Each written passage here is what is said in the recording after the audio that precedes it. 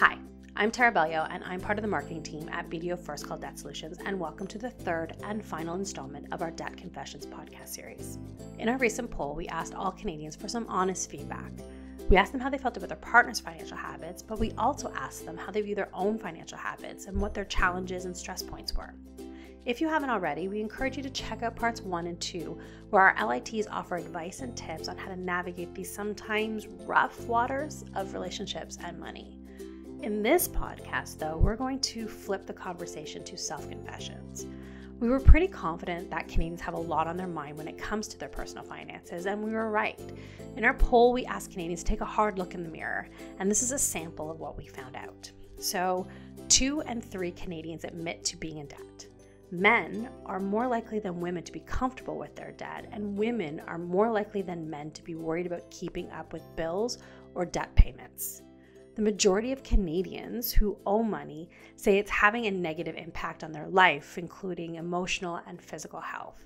And 3 out of 4 Canadians wish they could change their own financial habits, like not saving for long-term goals or overspending. We spoke to our LITs across Canada to get their perspective on the poll results and to ask for their advice on how Canadians can overcome some of their most stressful and challenging hurdles. In this week's podcast, we have Mike Braga from our Kitchener office, Nancy Snedden from our St. John's office, Jennifer McCracken from our Vancouver office, our president, Doug Jones, from the Barrie office, and Jasmine Kalaniuk from our Saskatoon office. Our poll found that half of Canadians feel their debt has a negative impact on their life.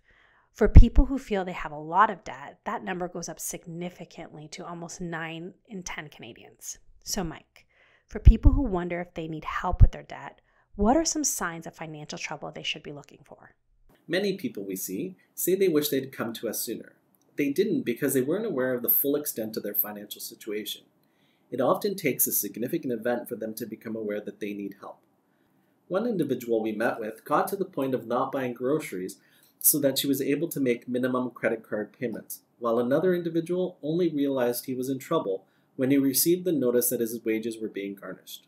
It's important to spot the early warning signs so that you can prevent these types of situations.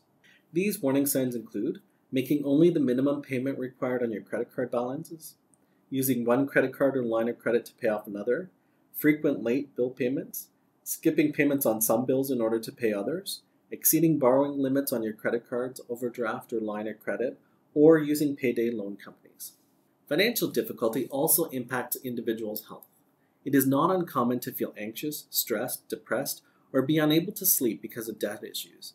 It also shows up in relationships through constant arguing over money. If you think you may need some help, you can do some research on your own.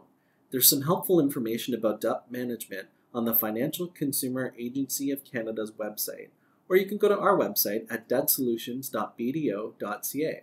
A licensed insolvency trustee will also provide a complimentary assessment. They'll review your financial situation and explain every option to you. Whether they have debt or not, 4 in 10 Canadians say that not having enough income is their biggest source of financial stress. This seems like an unsurmountable problem, Nancy. So what advice would you give to Canadians that say not enough income is their number one financial stressor? Also, what are some useful strategies for avoiding debt, for paying off debt, and for accumulating savings? So there's been so many polls and surveys and media stories this year about the number of Canadians that are living paycheck to paycheck. One particular poll from the Canadian Payroll Association said that nearly half of Canadians, in fact, are living paycheck to paycheck. And in different areas of Canada, that number is even higher. I hear it all the time in my practice, when we talk about budgeting, and people will often say, I don't have enough money to budget. Well, you always have enough money to budget because it's really important, no matter what your income is, to know where your money's going each month. So the first step would certainly be sitting down and having a look at what money is coming in. What are your necessary expenses? So your housing costs, your electricity and that kind of thing, to see then what is left over for things like savings and debt repayments and those kind of things. The next important thing to look at is there a way that I can bring in more income? So would a part-time job make sense for me? Is there something that I can, is there assets around my house, like things around my house maybe that I'm not using, that I could have a garage sale even, for that matter, to bring in some extra income first on the short term. And then I would say take your credit cards out of your wallet. Force yourself to live with the cash that you have, whether that's cash on hand or using your debit card directly at a store. If your credit cards aren't there, it's going to force you to live within your means and not use that credit for purchases that may or may not be needed. Get help is my last piece of advice. If you're really struggling and you want to know, what can I do to really get this debt paid down because I haven't been able to do it on my own, come talk to someone like me, a licensed insolvency trustee that can set up a consumer proposal for you, put you on a single monthly payment to pay back a portion of your debt and get it behind you. Speaking of sources of financial stress, those Canadians in our poll that feel like they have a lot of debt list the following as their top 3 financial stressors: credit card debt, not having enough income, and bill payments. Jennifer, can you talk a bit about debt solutions that can relieve stress caused by too much debt? Well, first, before we advise people to use a debt relief option, we sit down with them during an initial consultation and we review their financial situation. And as a licensed insolvency trustee like myself, I will explain all of the possible debt solutions that are available, whether that's an informal or a formal process. Many times a formal process is not necessary, so we are able to guide individuals about what options are available for them to seek refinancing. Sometimes, however, there is a need to look to a more formal approach to deal with the situation. A consumer proposal is an option that we can discuss with the individuals that we meet with, and essentially it's a way to negotiate a settlement with creditors. Typically, the proposal provides for a monthly payment. It is interest-free, and it's usually made over a period of time of 3 to 5 years. Individual will offer less than what is owed, and once the proposal amount is negotiated, it will satisfy their debts in full. So many individuals find that process a great option as an alternative to filing bankruptcy. Bankruptcy is the last option available for individuals that are needing relief when a proposal is not an approach that's available. So a first-time bankruptcy filing is generally a 9-month process. And when we do our meeting, we're able to review what the impact the bankruptcy will have on the person's assets.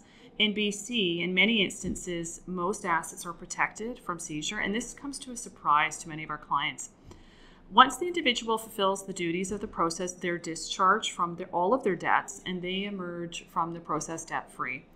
I hear repeatedly from our clients that they wish they had met an LIT sooner, that they had gained that information sooner and earlier because they were in a cycle where they were making minimum payments, and they really could have accessed that process sooner if they had just known what their options are. So we do encourage individuals to seek out a trustee to find out what those options are.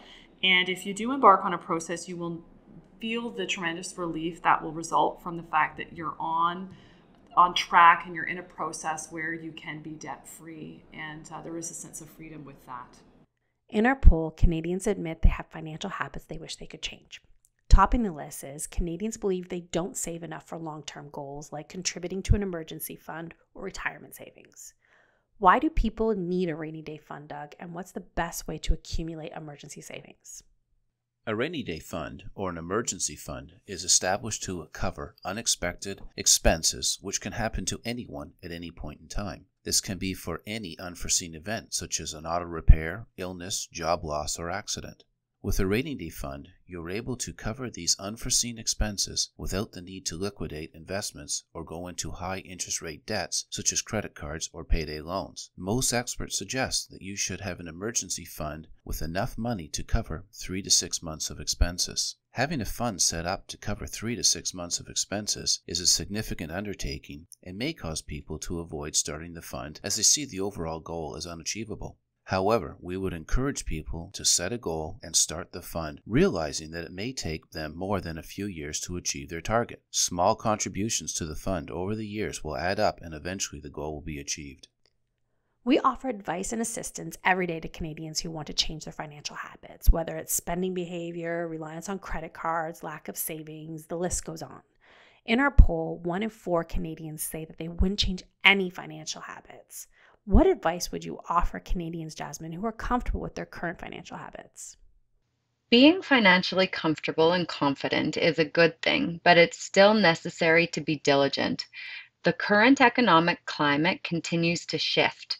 We've seen increases in interest rates and mortgage rates going up. So it's important to stay up to date on what has changed and also what is it forecasted to change. It's important to consider whether the changes may affect your financial situation. For example, will the higher interest rates affect any of your loans or credit lines? Will you need to apply for or renew your mortgage in the near future? And what will the impact be? Everyone should do a regular review of their budget and make sure that they are adjusting accordingly as financial and life circumstances change. If you have debt, keep an eye out for signs of financial trouble, like missing or being late on bill payments or relying on credit cards to extend your income. Don't wait if you begin to experience financial problems.